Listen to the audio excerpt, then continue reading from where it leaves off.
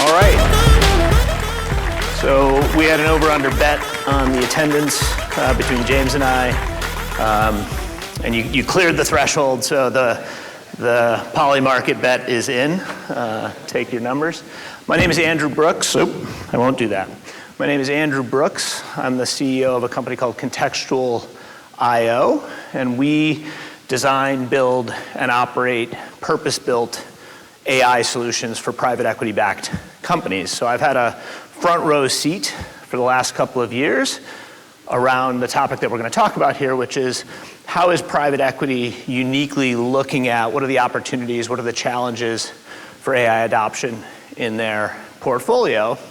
And it's very timely. If you saw recently, last week I think, Anthropic announced a partnership with Blackstone, who is one of the largest private equity companies on the planet, a strategic relationship in order to drive AI adoption of course, Anthropic's technologies into their portfolio. There was another article out today about how they're effectively going to eat their own software investments through the adoption of AI. And so this is happening right now.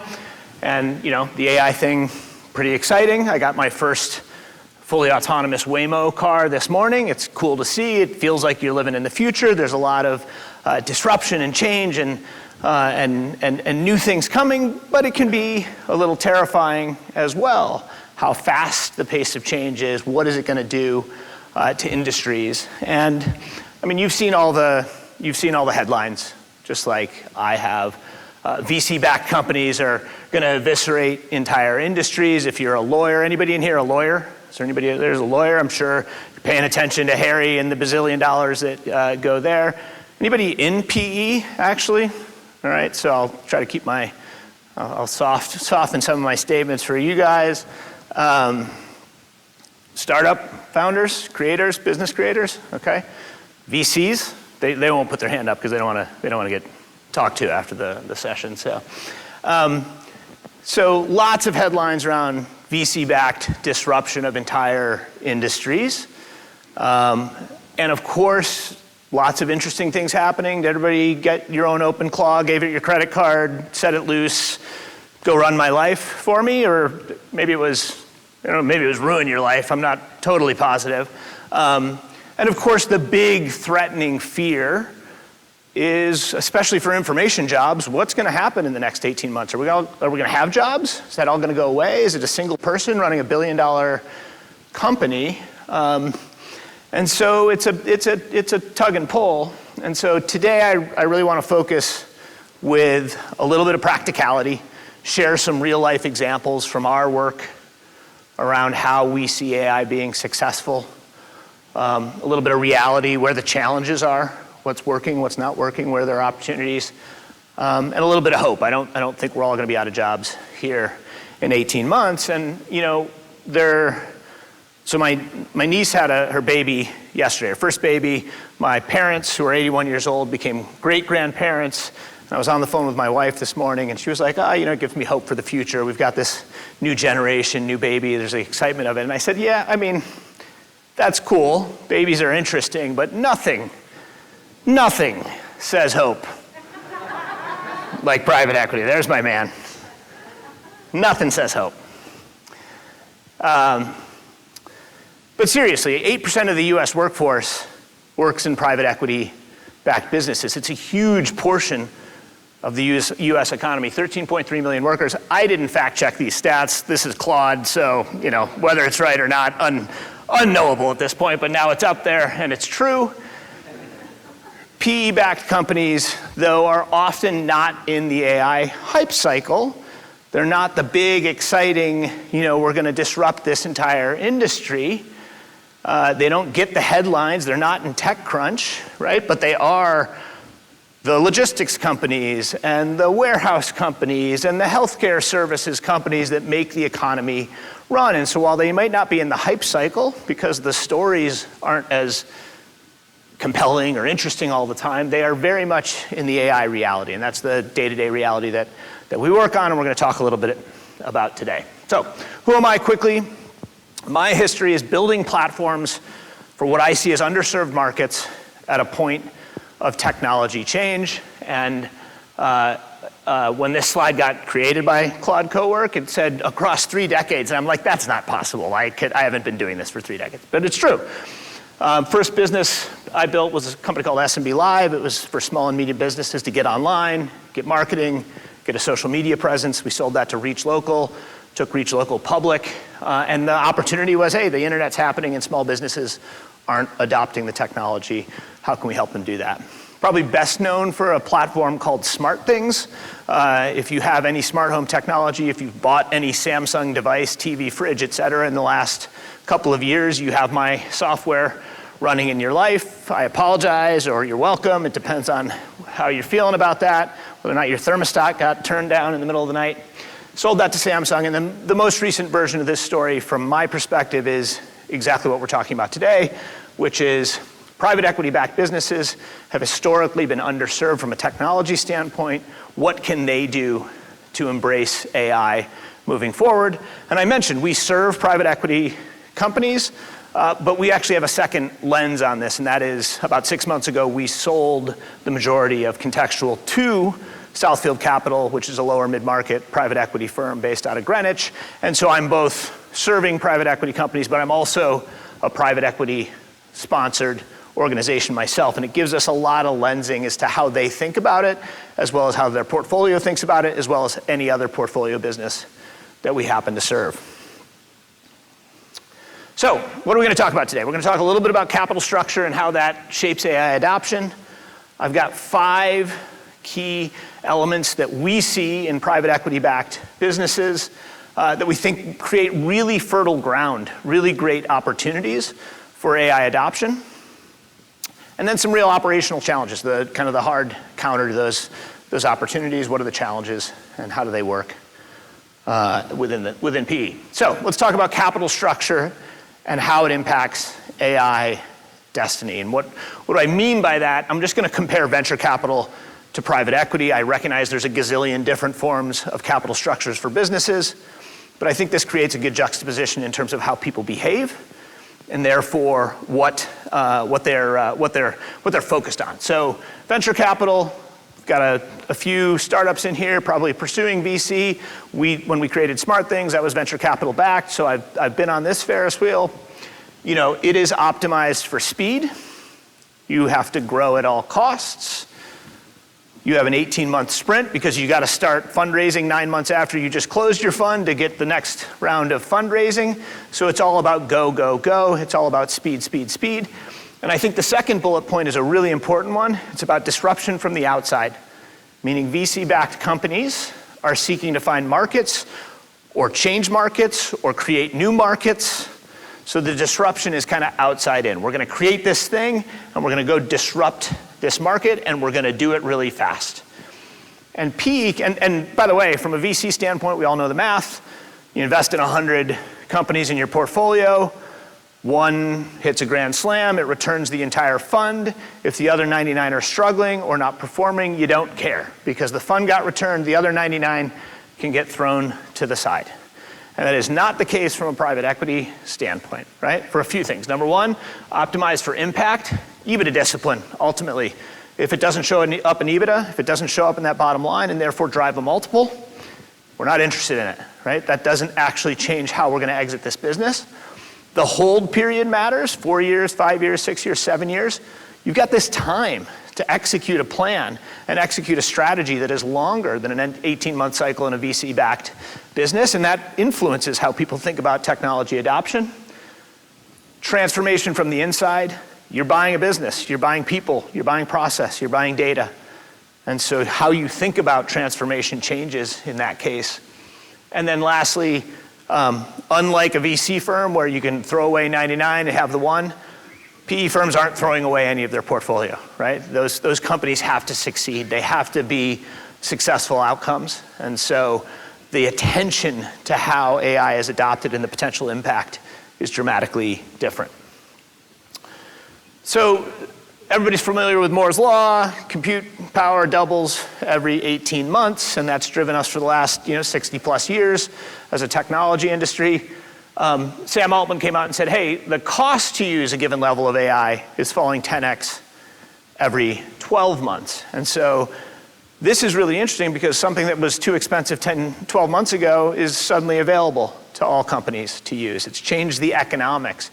And something 12 months out from now that seems like it would be impossible is going to be very possible and very affordable. And humans aren't great at logarithmic thinking. We think linearly, we kind of project the future in a straight line out, but the reality is this is a logarithmic outcome, and it creates real opportunities for private equity-backed companies who have not historically had the economics work for them in creating purpose-built solutions to suddenly embrace that as a mindset.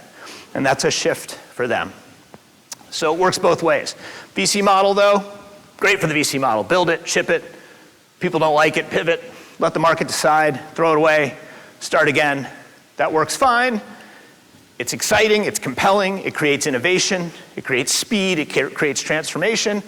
But again, it is not the story in a PE-backed business, because the PE model, again, is asking, does this generate measurable EBITDA? Does it generate that impact before we exit? Does it create a story on exit for incremental gains? And it's a pretty clear yes or no, right? It's not, can we transform something? Is it cool? It is, does it show up in the bottom line? Does it show up on the P&L? Yes or no? And this is a tug and pull for PE-backed companies. On one side, you've got discipline. Execute, execute, execute. And that can kill hype, meaning you don't chase shiny balls. You're not on the next roller coaster of whatever exciting new tech is. But it can also kill ambition. You may shoot a little lower than you should, especially with the pace of AI capabilities getting better. On the further side, speed, you can create breakthroughs, but it can also break a business. And we can't, again, in PE world, afford to break a business. It's not a disposable asset once it's in the portfolio. And so there's a real tug and pull here for PE. It's not a weakness. It's just a different rule. It's a different set of rules, and it's a different game that they're playing. All right, so let's talk about that game. What is it that PE has uniquely in its favor that may not generally be part of the AI conversation that I think actually drives really interesting outcomes? And we're gonna, like I said, I'll share some of our experience and examples here in a second. So number one is what I call the leapfrog.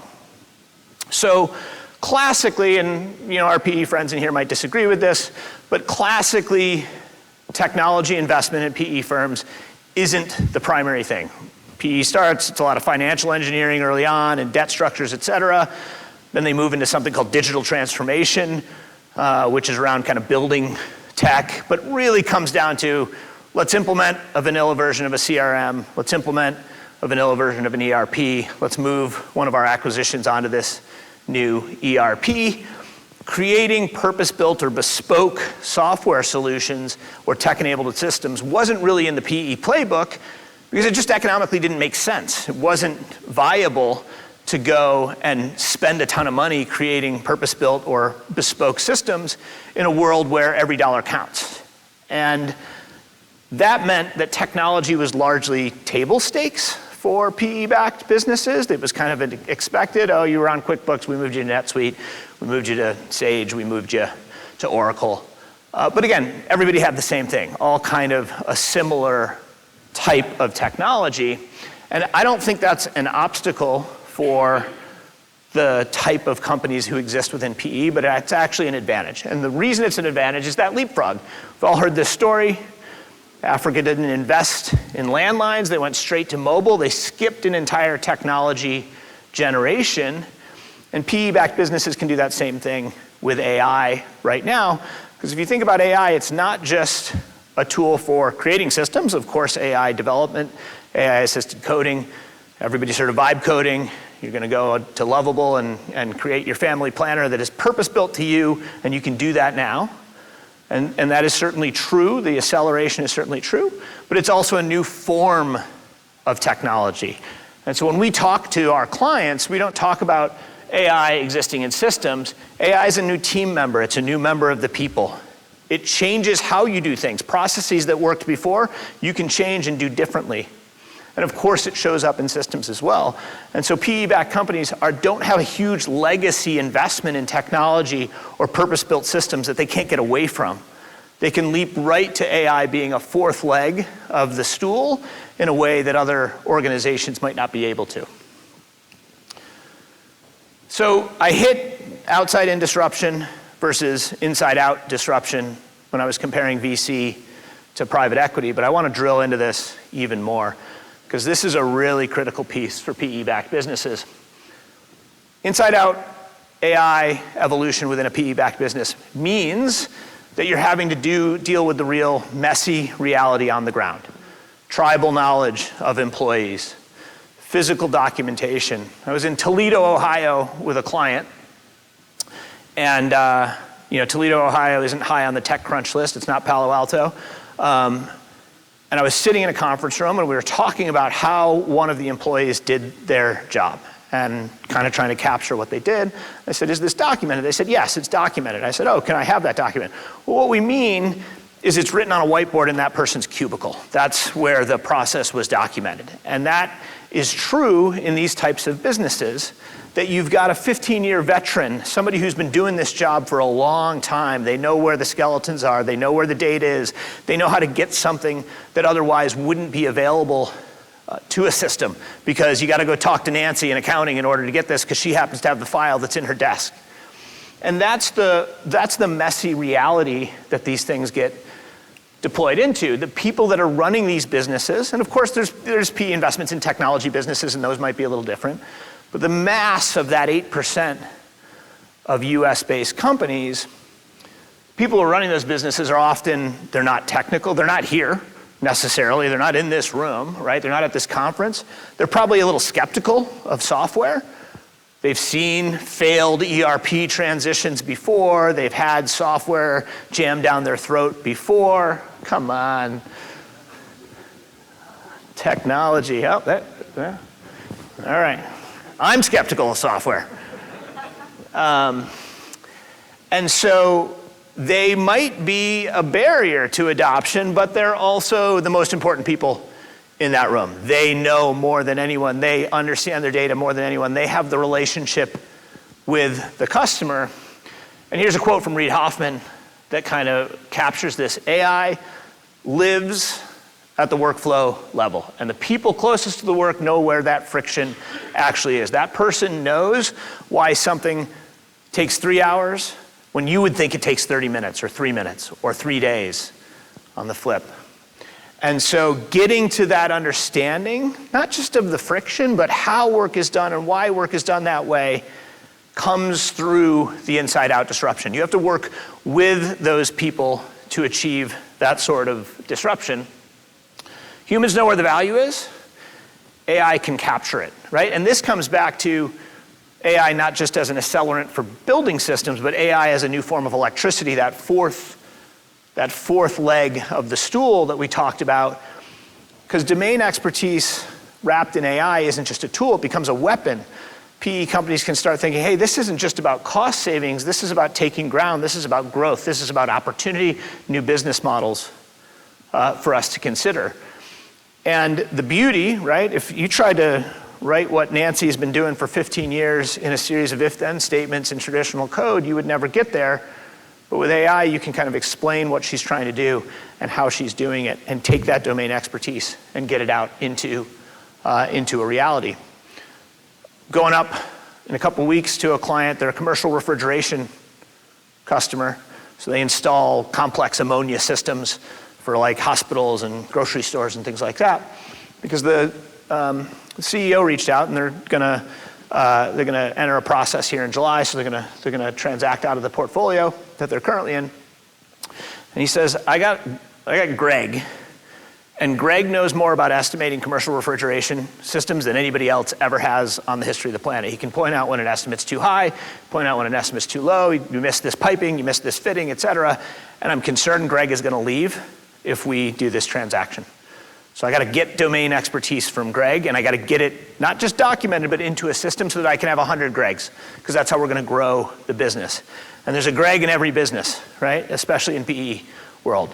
And so capturing that becomes a tool, because then instead of merging a bunch of businesses together and having to refigure out estimating, they've just got their Greg system, and the Greg system can do it for them.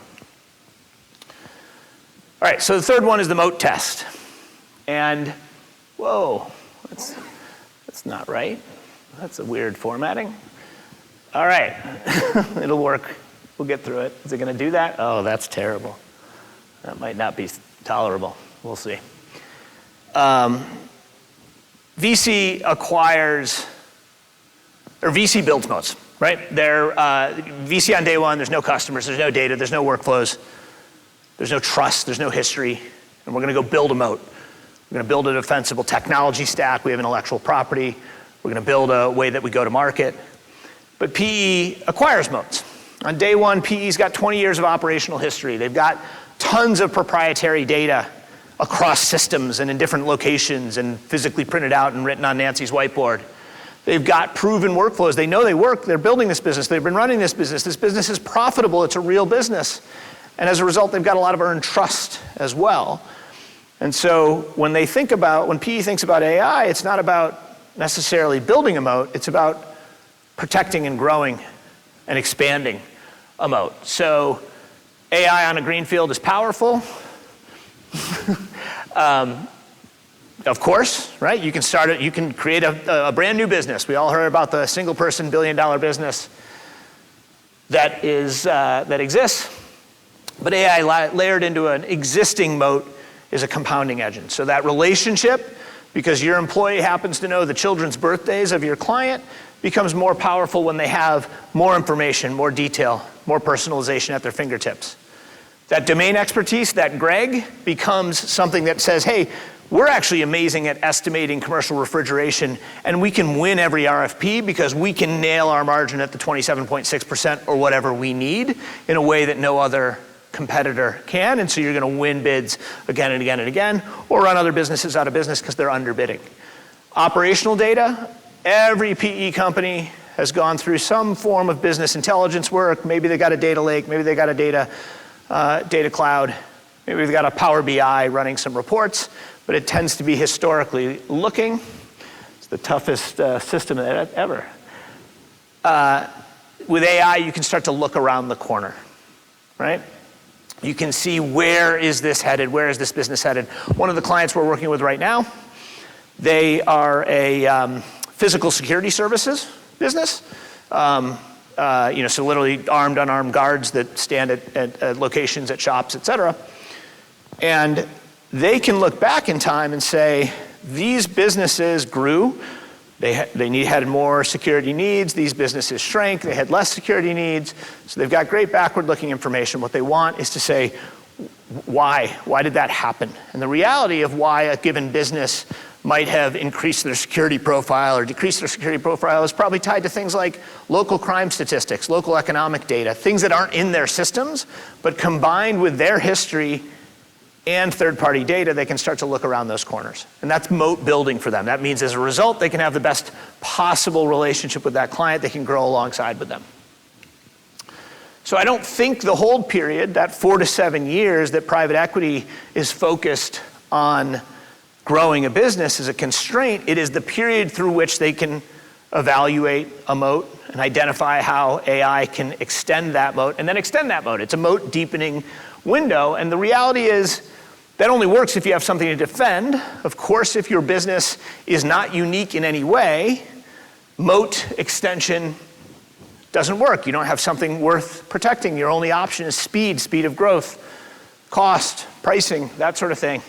But as a result, what I would expect, and certainly our experience is, that PE firms are now looking at acquisitions with a lens towards what sort of moat can we extend and deepen with AI? How can we do more with AI against that business? So it's going to change what PE acquires into their portfolio because they can start to underwrite against opportunities within AI transformation in a way that they haven't historically been able to do. We obviously have our own thesis around what we would consider key themes for the type of transformation that businesses can go through, and that's used to evaluate businesses in our sponsors' portfolio as to whether or not they can underwrite some additional gain from a PE standpoint. I'm happy. We work with a lot of firms, so we'll talk after. I think this is a great quote from Orlando Bravo. He's the founder of Thoma Bravo, one of the largest and most successful software private equity investors on the planet. Software is not about code, it's not about technology. Software is about your domain knowledge. And coming back to my 4 things, people, process, systems, and AI, right? It is about taking all of that domain knowledge. Who are your people? How do they work? What tools do they have? What data do they use? And codifying that in systems in a way that becomes a defensible moat for those organizations. All right, just checking our time here. We're great. Fast sprints, long arc. There's kind of a classic move fast, break things, be deliberate, be slow, conflict in any business going through technology transformation. I think that's a false choice, especially a false choice as it relates to AI adoption within private equity-backed businesses because of the hold period again. They can operate fast on an implementation by implementation basis. On a project by project basis, they can operate very fast, but the thesis is to build over the long haul of that hold period. And it's easy to think, oh, what this is a distinct set of additive pieces of value. And of course, yes, that matters, right? If I automate accounts payable and I can repurpose a couple of headcount, and I can get $150,000 in EBITDA dropped to my bottom line at a 6x multiple, boom, there's $1 million that I just created for the business. And you can see project by project, and we do a lot of that in our business. We do a lot of those automations designed to just increase efficiency and drop dollars to the bottom line. And you can obviously logically do the math and say, oh, if I stack a bunch of those up over the hold of this business, then I'm gonna, whatever here, $7.5 million in enterprise value that I've created over the period of time. Obviously, that's more impressive when you're dealing with a couple $100 million business, but the numbers aren't important, it's the concept of the stacking, and I think that's very valuable. But this is something that we have seen in every one of our customers, which is a different journey that they go on from an AI standpoint, and how that long arc, that hold period, and that philosophical concept of building value over many years can dig in here. And that is, almost universally, our clients will start with an automation. It's the thing that people understand most about AI. They understand they have a process, and they think AI can make it faster. They have 13 people doing something, and they can cut that to 5 or 4 or 3, and they can recoup the benefit. Not big into killing jobs with AI, but it is reality, and it is happening, and we all kind of have to accept it. But universally, our clients start with automation, they're thinking about automation, and then something kind of magical happens, which is what we would consider second and third order benefits of running a system like this. Second order benefits, universally, data starts to creep into a system, and somebody says, hey, we can do something more with this data. We can acquire more customers with this data. I'll give you a good example.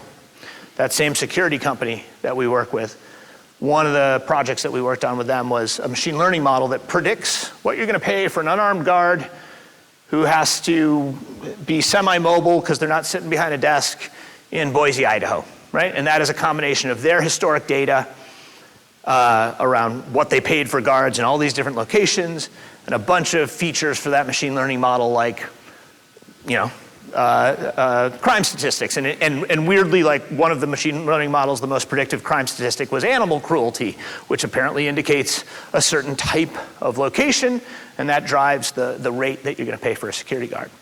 So we had all this data, and it's beautiful data, and it's crime stats and cost of living stats, and whether or not Amazon's got a fulfillment center down the street and they're paying 25, and rest assured you're going to have to respond to that from an economic standpoint. And they were using it for vendor management. They're a vendor managed network, meaning they contract with local security, they win the deal, and then they contract with local security providers to actually staff the deal. And they were using that so that they didn't have to pick up the phone constantly and call local vendors and say, hey, would you do this for $22? Will you do this for $23? They now know, right? They have a predictive engine that says it's going to cost us $22.23. Oh, and by the way, that's been validated against the job listings in the area. That's what we're going to pay. We can just automate that activity. It was an automation. I don't want my vendors or my vendor relationship managers picking up the phone and having to call vendors. It's a waste of their time. They can be doing better things like making sure the guards show up and they're in clean shirts and things like that. So the sales team got wind of this data set and said, we want to walk into a sales conversation and be the smartest people in the room around the security profile for this particular location. Should you be armed? Should you be unarmed? Why should you make that decision? Hey, by the way, what you really need to do is staff the 2 p.m. to 10 p.m. shift. You don't really need to worry about security otherwise. And so the sales team got a hold of this is kind of number 2 here, and said, we want to extend on that. And they created a tool, which is their labor intelligence tool, that now the salespeople flip up in a sales conversation and say, you should do work with us because we're the smartest folks in the room as it relates to what is happening for security guards in Boise, Idaho. Let me show you, boom, right? And so in this case, it wasn't automate. It was automate, we can use that data really creatively.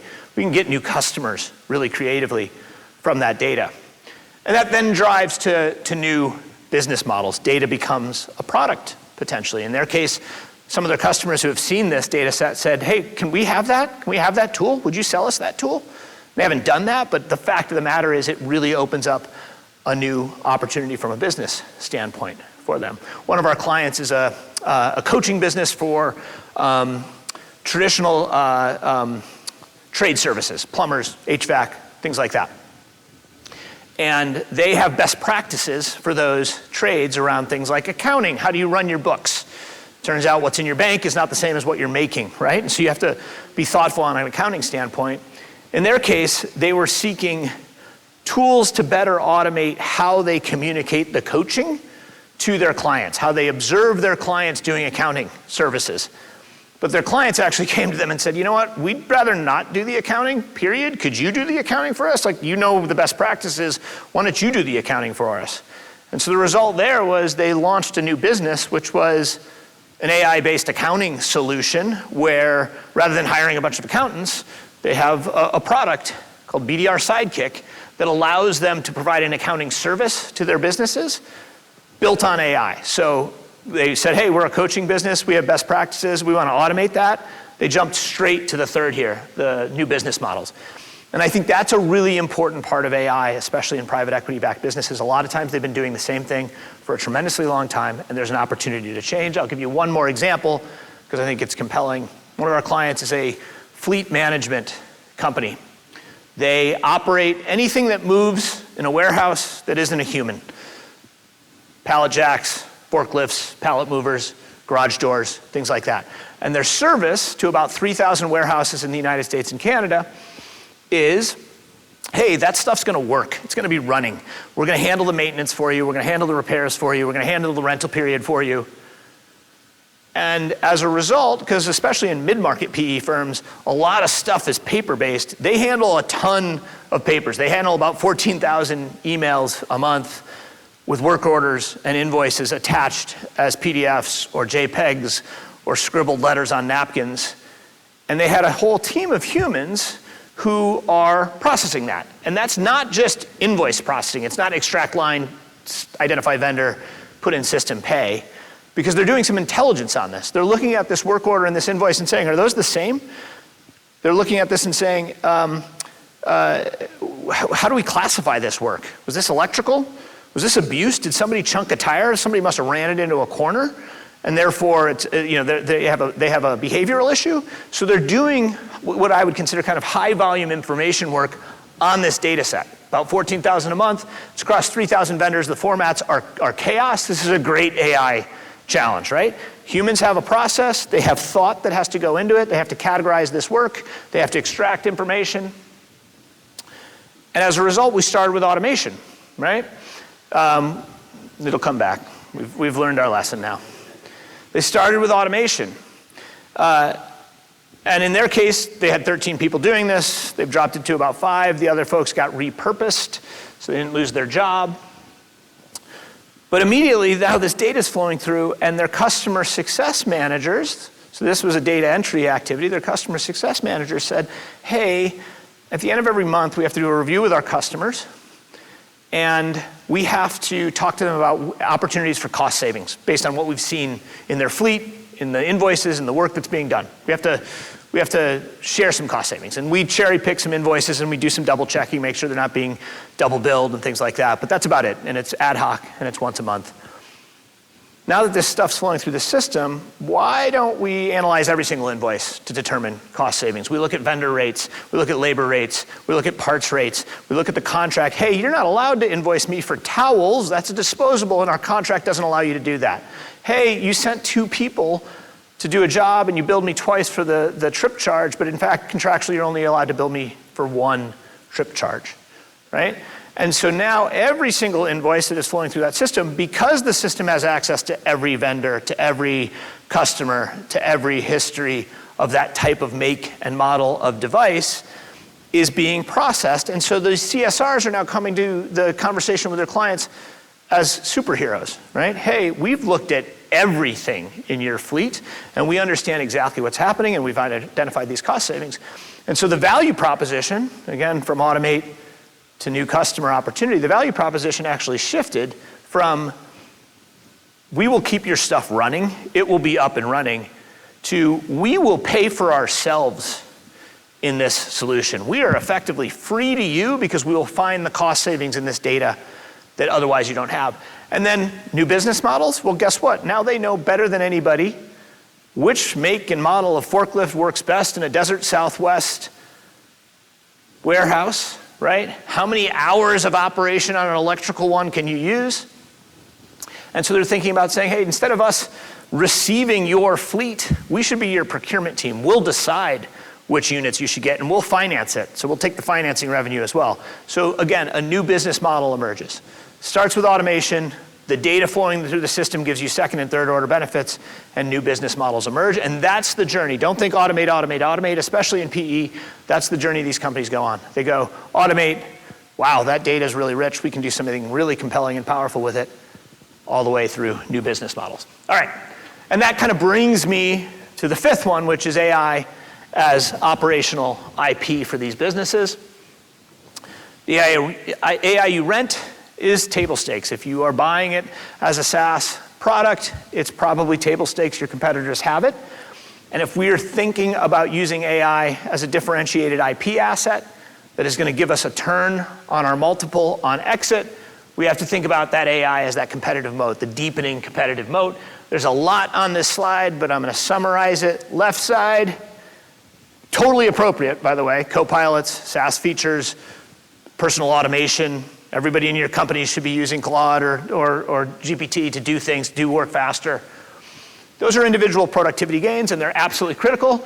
Incremental effectiveness on existing behaviors and routines. The AI you create, the transformation and innovation that you create can become defensible IP that is going to give you value on transactions. So private equity companies say, hey, what are the new ways of working? How can we create cross-functional automation? How can we do purpose-built answers that are changing the way we do business, like I just described, and that becomes an IP asset. Because a business with that documented, captured, repeatable, PE often is aggregating businesses and putting them together. If you can show that this system can extend out without causing cost, then you now have something that accelerates the evaluation of the value on exit. That same fleet management company is about to add 8,000 additional invoices per month because they're going to do an acquisition, and they can look themselves in the eye and say, we don't have to add a single person of labor in order to do that. That's a defensible asset that is going to increase their multiple on exit. We have this kind of phrase, own your AI. That's what I see in private equity companies now. For the first time, they're saying, hey, technology isn't table stakes, technology is differentiation, AI is differentiation. If we own that, if we have that defensible IP, we will maximize that on exit. All right, so those are my 5 advantages that PE gets, but PE comes with some costs. Nothing comes for free. And these will right-size them, slides themselves here in a second. Every PE acquisition, and I'm making blanket statements to make a point, comes with a 100-day plan. On close, you got a 100-day plan, let's get at it. We had a 100-day plan. We're a technology company when we completed our transaction. And what we're seeing is AI is getting kind of jammed into it. What are you going to do with AI?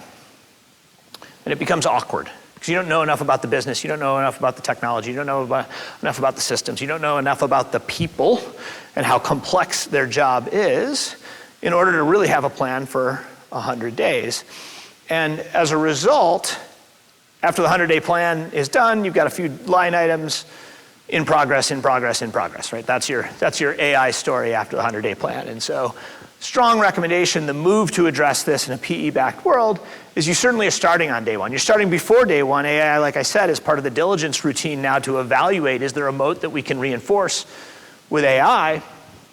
But you're not shipping on day one, largely because you see this first deployment follows trust. The number one thing that will torpedo in that private equity-backed business, any success with AI, is a failed first launch of AI, because you will suddenly lose the hearts and minds of those same very people that I said are the most critical people in the room. If you lose their hearts and minds, you are not going to have an opportunity to gain it back.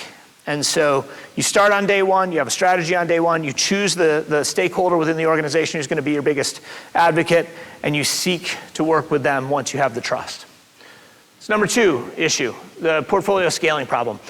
There's something called an operating partner in PE. They're effectively individuals who are responsible for ensuring successful operations, scale, hiring, growth, et cetera, of the portfolio. But they sit across every business. That could be 10 portfolio businesses, 20 portfolio businesses, 100 portfolio businesses.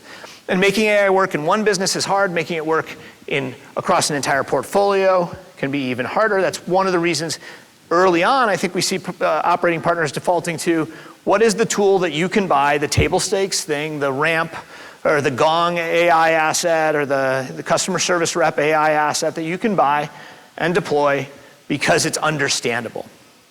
But that's a mistake. You don't get the real unlock of AI as differentiator there. And so we generally talk about building a playbook, a set of patterns. What are the things that you know? What are the use cases? What are the key themes that are going to be applicable across many businesses? Businesses that handle a lot of files, businesses that do a lot of manual processing, businesses that have a field services organization. Humans are amazing at creating complexity out in the world, and how you bring that back. So you build a playbook, not a project, meaning here is how we think about automation, to then data as a differentiator, to then new business models. And then you're not deploying a tool, you're deploying a concept for the journey that you want to take that portfolio company on. Number three, buy and build problem. So PE obviously doesn't just hold companies. They don't buy one company.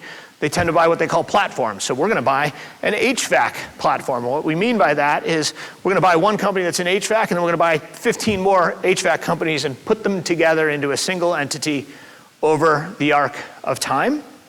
And if building coherent AI infrastructure is difficult in one acquisition across 5 acquisitions with 5 different tech stacks, it can be very difficult. But remember, when I said people, process, systems, and then AI separately, that pays your dividends. Here, you're not thinking about AI as a feature in the 5 different enterprise systems that those companies have. You're thinking about AI as a single intelligence layer. AI doesn't care the format of the data that's coming in. It can normalize that data. It can pull from multiple systems. It can recognize things that are the same type of data.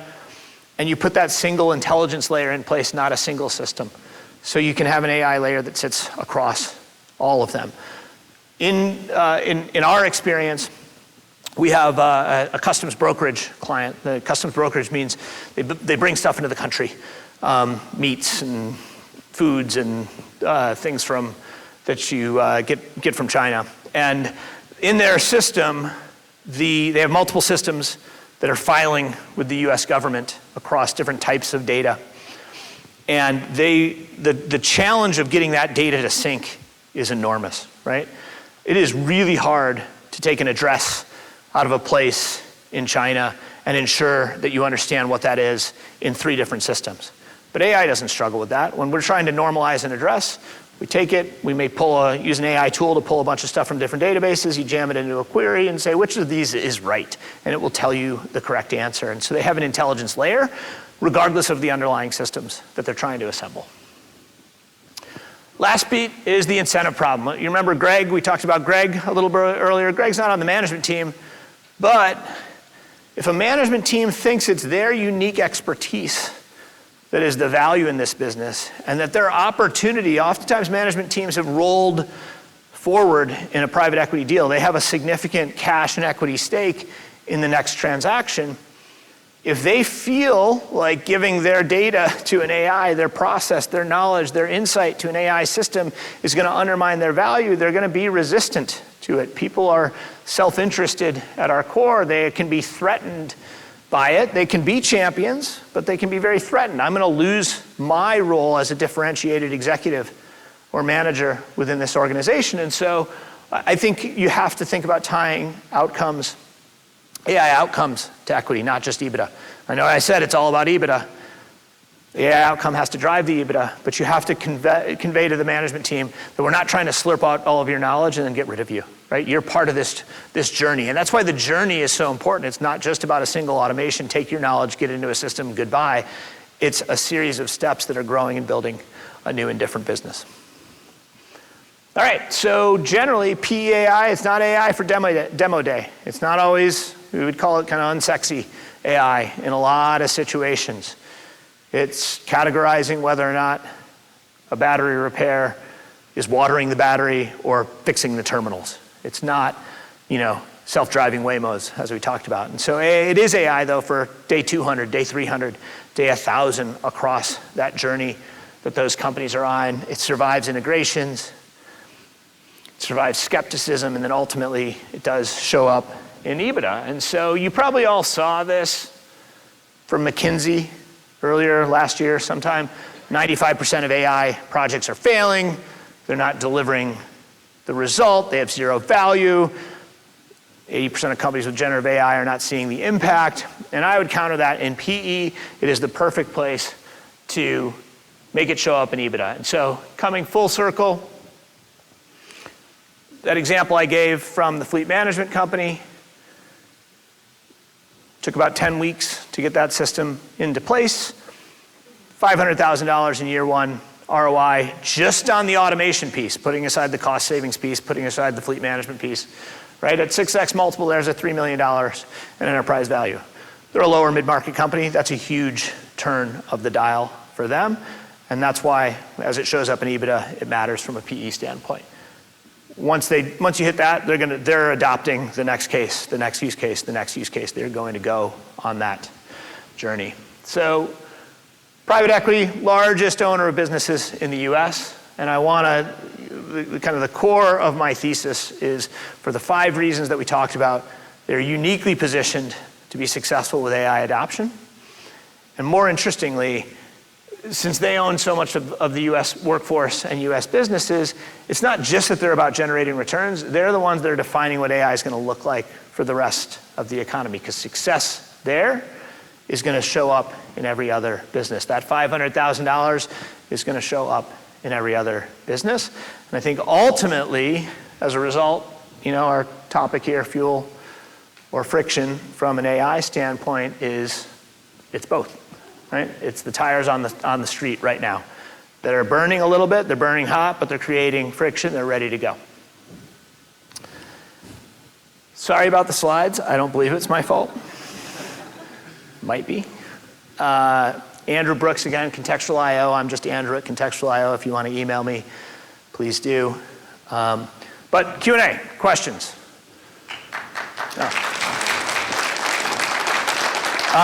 They have asked me to cause the questions to hit on this microphone, so please come to microphone.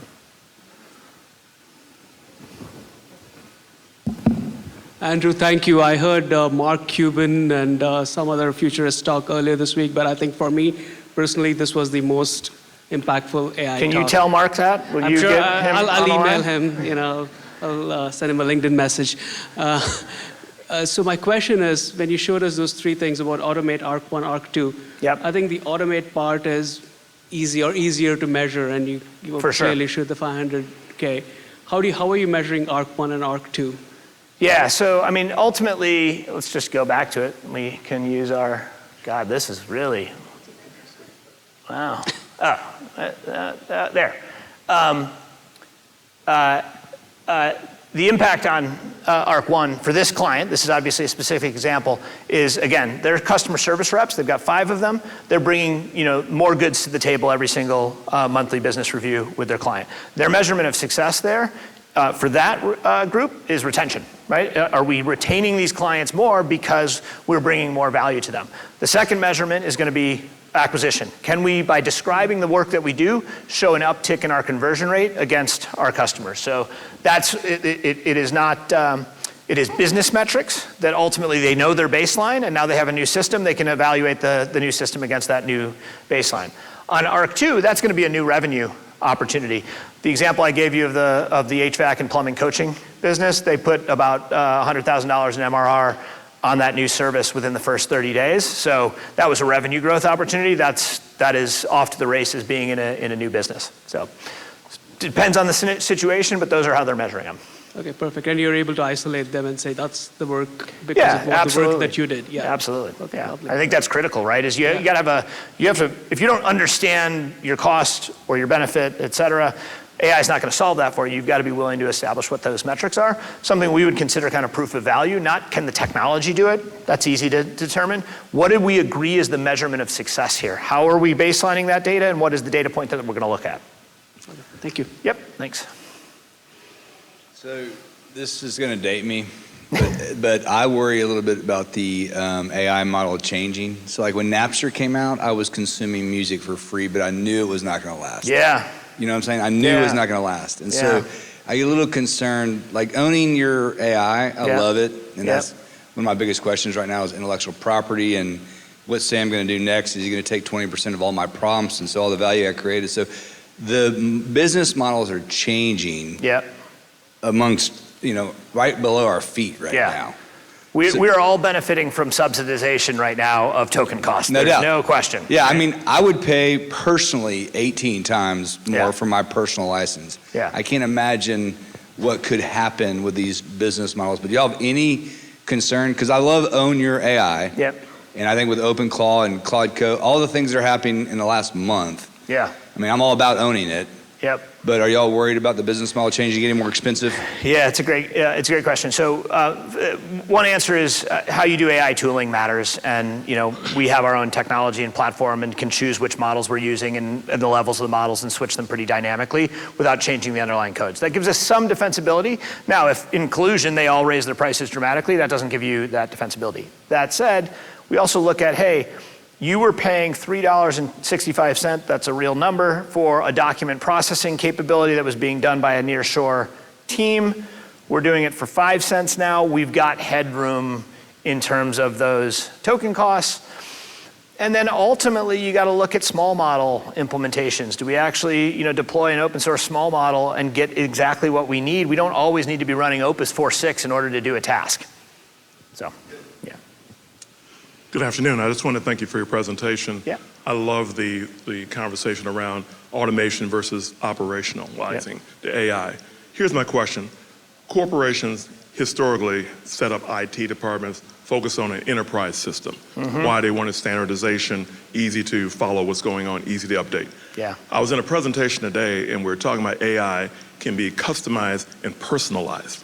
And so I'm wondering, is there any discussion right now about when you're looking at some of the smaller companies developing, I literally can have departments that are creating customized AIs that are driven by the individual in those departments. So if you're looking at acquiring a business of that nature, how do you gather all those different AIs together to try to create some type of standardization, if I can use that phrase, so that you can get the productivity and the efficiency out of this new business as it grows? Yeah,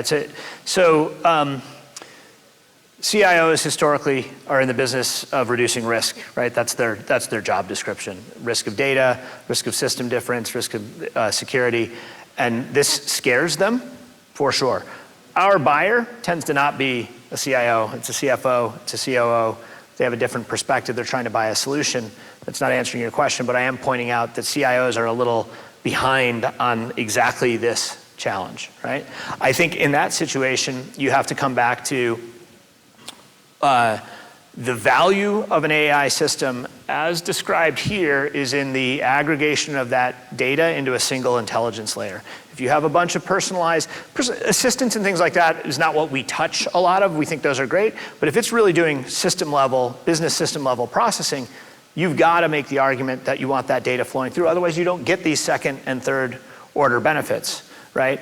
And then our second point to our clients would also be, use of this system by your employees is an indicator of their willingness to go along this journey with you, and so you want trackability of that use as well. And so I'm not doing a good job of answering the how when you have this, spread of AI systems, but there's certainly a why to make a strong argument to say we need that consolidation of data, we need that observability in terms of usage so that we can actually go on this longer term AI journey.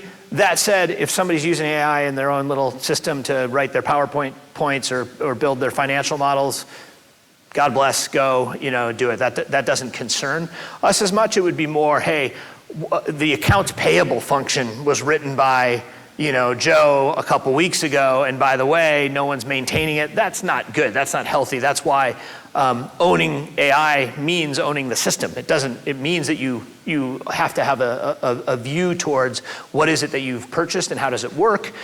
A lot of the solutions that we build as a result do a lot of reporting back. Why did the AI make this choice? Why did it do this decision that humans can audit and review and interact with so that they can see that trend?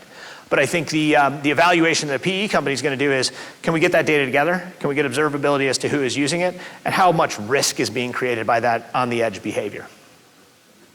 Yep. Hey, Andrew, how's it going? My name is Ikina. I'm actually a first-year MBA student over at UT, and I'm also interning in private equity as well, in the software space specifically. So Yeah. Thank you. A lot of your presentation was super relevant, especially the conversation around operationalizing AI within the portfolio. And that's actually the heart. I had a two-part question, one about the operations side, and then also like your broader thoughts on the software space in general.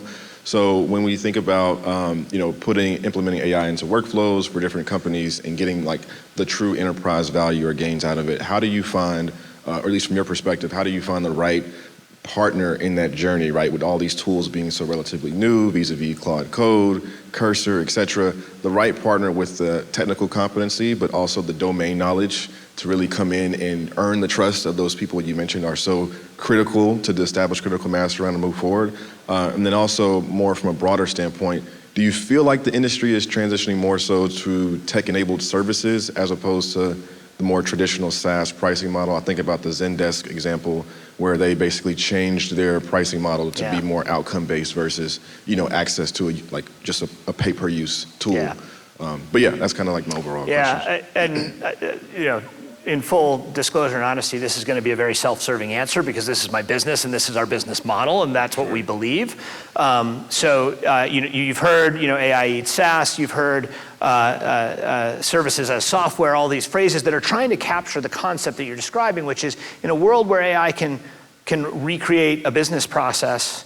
The domain expertise, as we talked about, is the thing that's critical. So how do we do it? We believe that the pattern is what matters, and executing the pattern is more challenging than the individual prompt of what we're doing. Knowing that the key on, key off for a forklift is an indication of how many hours it operated is important because we can feed that into the AI and say, hey, pay attention to this is an important metric. But we can get that through what Palantir would call forward deployed engineers, right? We will put people on site, we will learn your business, we will try to understand. And by the way, if you're not recording those meetings, transcribing those meetings, turning those into requirements with the PhD that is in your pocket from an AI standpoint, you're doing it wrong, right?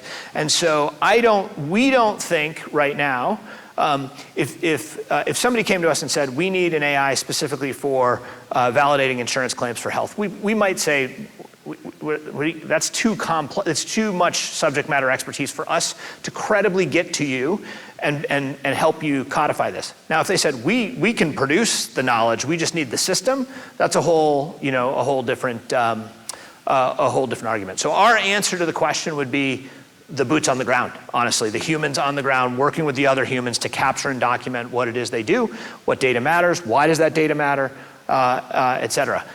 Coming back to this fleet management one, they've got 865 different codes that work that was done on one of these machines could fall into. 30% of the time, the humans change the codes still.